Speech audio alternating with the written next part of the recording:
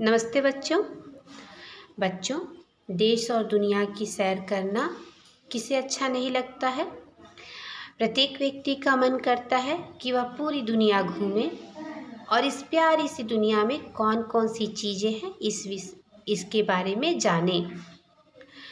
नई नई जगहों पर जाना, नए नए लोगों से मिलना, नए नए लोगों से बातें करना, सीखना, इन सब में बहुत मज़ा आता है। यह न केवल मज़ेदार है बल्कि इससे हमारे ज्ञान में भी वृद्धि होती है। नई नई जगहों पर जाने से, नए नए जगहों को देखने से, उनके विषय, वहाँ के लोगों से बातें करने से और वहाँ के बारे में जानकारी प्राप्त करने से हमारे ज्ञान में भी वृद्धि होती है। बच्चों, हमारा देश भारत, जिसे हम इंडिया भी कहते हैं, एक बहुत बड़ा देश है और इस देश के अलग अलग प्रांत में आपको अलग अलग विशेषताएं देखने को मिलेंगी। भारत के अलग अलग प्रांत के लोगों का पहनावा, उनके भोजन, उनके रहन सहन, उनके रीति रिवाज, सभी कुछ में आपको विविधताएं देखने को मिलेंगी। अर्थात अलग अलग प्रांत के भोजन, वहाँ के वहाँ के रीति रिवाज, वहाँ के संस्कृति, सभ्यताएं सब अलग अलग होती हैं और ये सारी विविधताएं मिलकर भारत को एक अद्भुत राष्ट्र बनाती हैं। ये सारी विशेषताएं भारत को दुनिया में सबसे अलग देश बनाती हैं। बच्चों, यह पाठ जो हम पढ़ेंगे, जिसका नाम है यह मेरा इंडिया। इस पाठ में आप भारत की राजधानी दिल्ली, जो कि भारत का दिल कहलाता है, दिल्ली और उसके आसपास के स्थानों पर पाई जाने वाली ऐतिहासिक इमारतों के विषय में जानकारी प्राप्त करेंगे। अब आप सोचेंगे कि ऐतिहासिक इमारतें क्या होती हैं।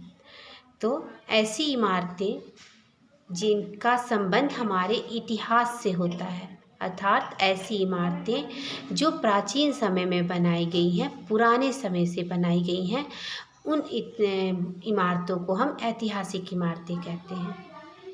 इन इमारतों का निर्माण हमारे पूर्वज, अर्थात प्राचीन समय के राजा महाराजाओं ने या शासकों ने करवाया था।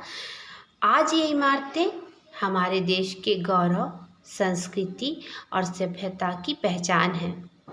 किसी भी देश के ऐतिहासिक इमारतें इस बात की प्रतीक होती हैं कि वह देश पुराने समय में कितना विकसित था, कितना समृद्ध था और प्रत्येक देशवासी का यह कर्तव्य है, प्रत्येक देशवासी का यह फर्ज है कि वह अपने देश के गौरव, संस्कृति और सभ्यता के प्रतीक इन ऐतिहासिक इमारतों की रक्षा करे, उनकी देखभाल करे, उन्हें किसी भी प्रकार का नुकसान न पहुंचाए। तो पाठ यह मेरा इंडिया में हम दिल्ली और उसके आसपास पाए जाने वाले ऐतिहासिक इमारतों के विषय में पढ़ेंगे और जानकारी प्राप्त करेंगे। तो चलिए सबसे पहले हम पाठ पढ़ेंगे। संदीप और सान्वी अपने दादू दादी के साथ दिल्ली और उसके आसपास की जगहों पर घूमने गए। घर लौटकर दोनों अपने माता पिता को जगह जगह पर खींची गई फ़ोटो दिखाने लगे। माँ ने कहा, संदीप, सान्वी, तुमने इतनी सारी फ़ोटो खींची है, क्यों ना इनकी एक एल्बम बना लो, वरना ये सारी फ़ोटो इधर उधर बिखर जाएंगी। अब यहाँ पर देखिए कि संदीप और सान्वी नाम के दो छोटे बच्चे हैं जो अपने दादू दादी के साथ दिल्ली और उसके आसपास के जगहों पर घूमने जाते हैं।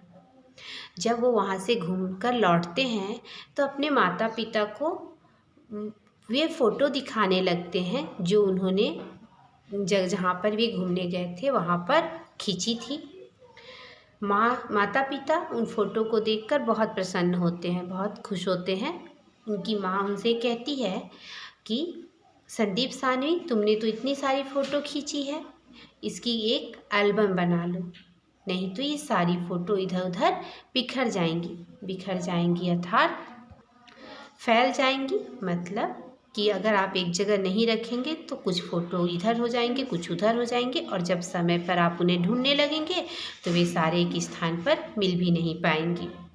और अगर एल्बम में लगा दिया जाए तो वे सारी फ़ोटो एक जगह पर सुरक्षित रहेंगी।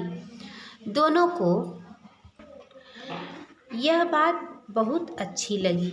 सानवी ने कहा, माँ, मेरे पास एक खाली कॉपी है, हम उसी में ये फ़ोटो चिपकाएंगे। यह कहकर सानवी अपनी अलमारी से कॉपी लेने चली गई। इसी बीच संदीप भी गोंद, कैंची और रंगीन कलम आदि ले आया। सानवी ने पूछा, संदीप, तुम ये रंगीन कलमें क्यों लाए हो?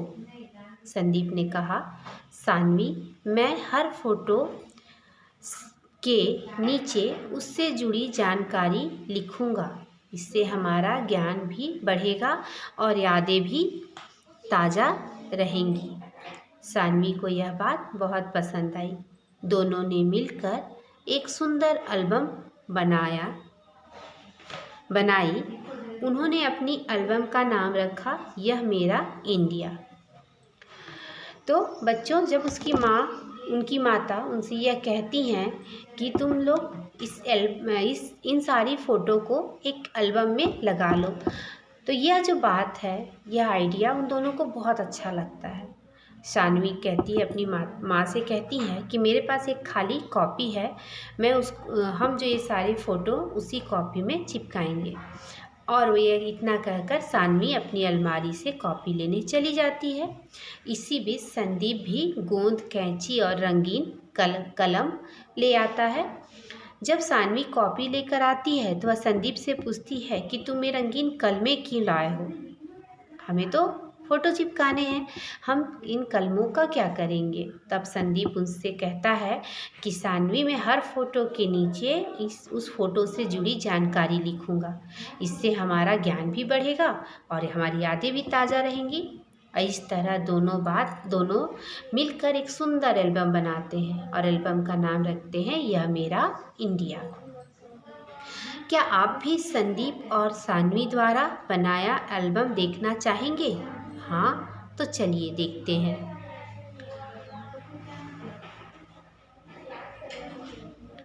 सफ़ेद संगमरमर से बना ताजमहल दुनिया के 7 आश्चर्यों में से एक है।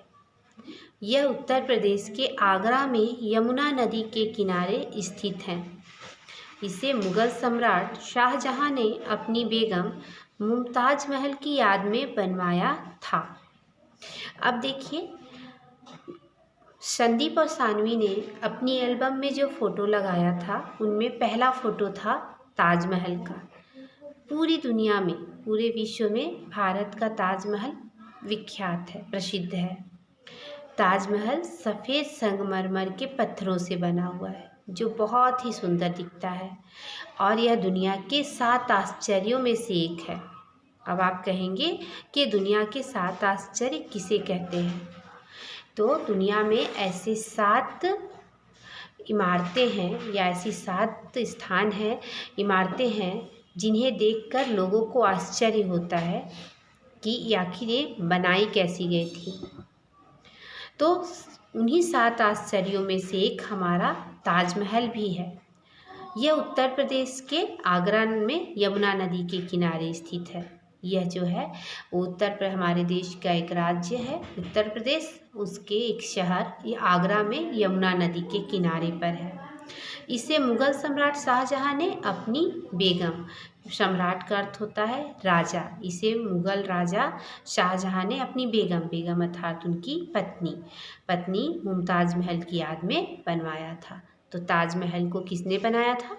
ताजमहल को मुग़ल सम्राट शाहजहां ने बनवाया था। किसकी याद में बनवाया था? तो अपनी बेगम मुमताज़ महल की याद में बनवाया था। अब आप बताइए कि ताजमहल भारत के कौन से प्रदेश में है? तो ताजमहल भारत के उत्तर प्रदेश में है।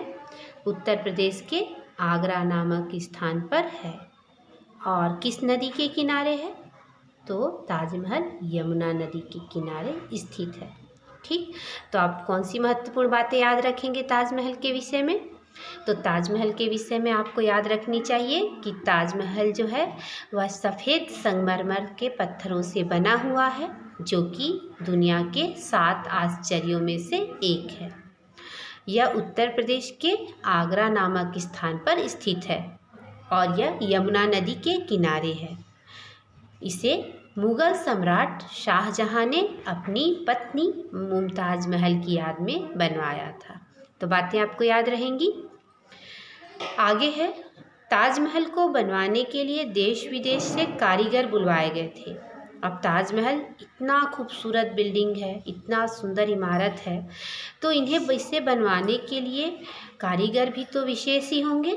तो इस ताजमहल को बनवाने के लिए देश विदेश से कारीगर बुलवाए गए थे। अर्थात कारीगर मतलब जो ताजमहल को बनाया, जिन्होंने ताजमहल को बनाया था, उन्हें हम कहते हैं कारीगर। कारीगर मतलब किसी चीज़ को किसी वस्तु या चीज़ का निर्माण करने वाले को हम कहते हैं कारीगर।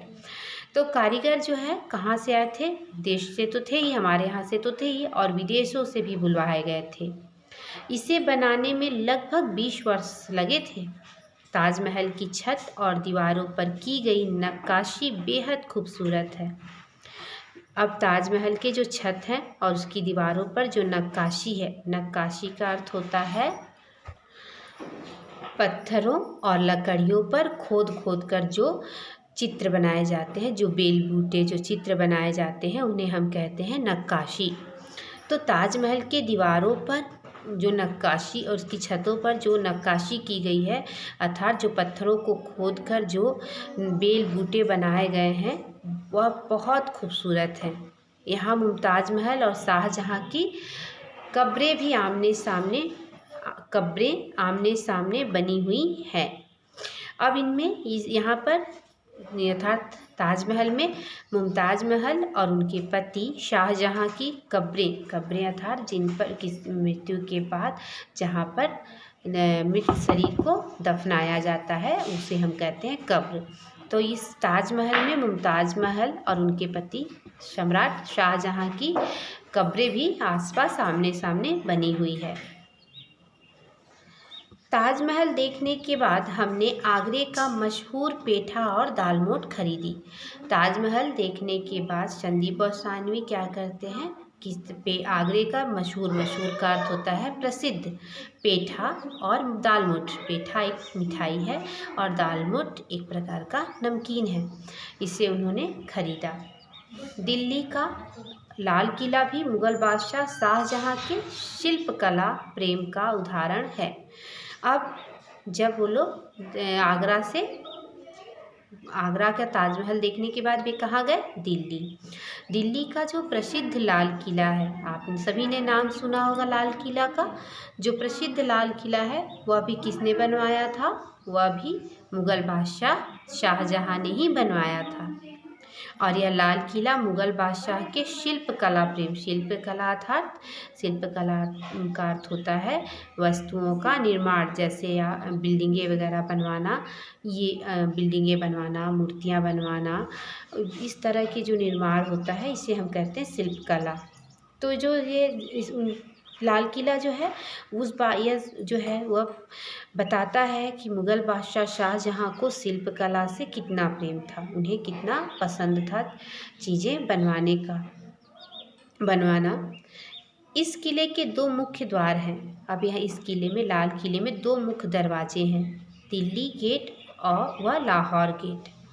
लाल किले में दीवाने आम, दीवाने खास, मोती मस्जिद, हयात बख्श बाग आदि मुख्य आकर्षण है। इस किले के 2 मुख्य द्वार हैं, दिल्ली गेट व लाहौर गेट। लाल किले में दीवाने आम, दीवाने खास, मोती मस्जिद, हयात बख्श बाग आदि मुख्य आकर्षण हैं। अब लाल किले में जब जाएंगे तो वहाँ पर 2 दरवाजे हैं, 2 द्वार हैं।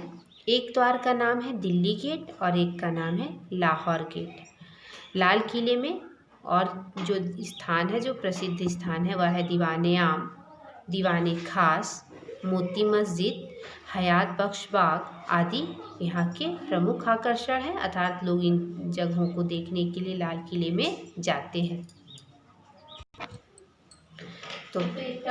तो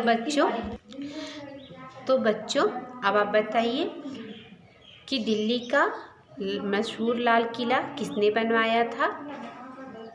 जी हाँ, दिल्ली का मशहूर लाल किला मुग़ल बादशाह शाहजहाँ ने बनवाया था। और बताइए दिल्ली के लाल किले में कितने मुख्य द्वार हैं और उनके क्या नाम हैं? दिल्ली के मशहूर लाल किले में 2 मुख्य द्वार हैं। कितने हैं? 2। नाम क्या है? दिल्ली गेट और लाहौर गेट। ठीक। और लाल किले में क्या क्या चीज़ें मुख्य आकर्षण हैं? तो दिल्ली के लाल किले में मुख्य आकर्षण जो है वो है दीवाने आम, दीवाने खास, मोती मस्जिद, हयात बख्श बाग आदि मुख्य आकर्षण हैं। तो आपको क्या याद रखना है? आपको यह याद रखना है कि लाल किला दिल्ली में है, दिल्ली में स्थित है और इसे किसने बनवाया था? मुग़ल बादशाह शाहजहाँ ने बनवाया था। दिल्ली के लाल किले में 2 मुख्य द्वार हैं, एक का नाम दिल्ली गेट है और एक का नाम है लाहौर गेट। अगर मैं आपसे पूछूं कि किस इमारत में दीवाने आम, दीवाने खास, मोती मस्जिद, हयात बख्श खान आदि हैं, तो आप कह सकते हैं कि ये सारी स्थान जो है इस आपको कहाँ पे मिलेंगे? दिल्ली के लाल किले में। तो बच्चों इस वीडियो में हम इस पाठ के इतने ही भाग का अध्ययन करेंगे। अब आप पाठ को स्वयं पढ़िए और इस पाठ के शेष भाग का अध्ययन हम अगले वीडियो में करेंगे। धन्यवाद।